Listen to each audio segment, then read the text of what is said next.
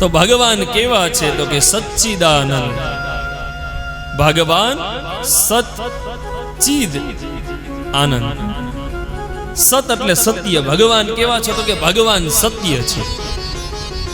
આપણે બધાય કેવા છીએ તો કે આપણે બધાય અસત્ય છીએ. આપણે છીએ અસત્ય અને પાલન અસત્યનું કરીએ છીએ અને માર્ગ અસત્ય વાળો વધારે પસંદ કરીએ છીએ. ભગવાન કાલે પણ સત્ય હતા, ભગવાન આજે પણ સત્ય છે અને ભગવાન આવતીકાલે પણ સત્ય જ રહેવાના છે. આપણે કાલે હતા એવા આજે નથી અને આજે છીએ એવા કાલે રહેવાના નથી.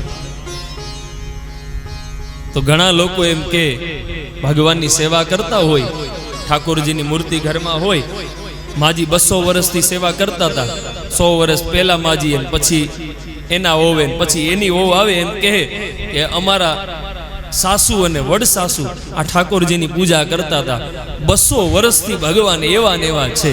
તો ઘણા એમ કે મૂર્તિ થોડી બદલે. તો તમે એને મૂર્તિ માનો છો કે ભગવાન માનો છો?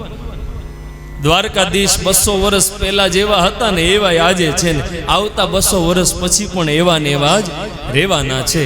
આપણે કાલે હતા એવા આવતીકાલે રહેવાના નથી. શું કામ તો કે ભગવાન સત્ય છે. સત્ય નહીં, ભગવાન પરમ સત્ય છે.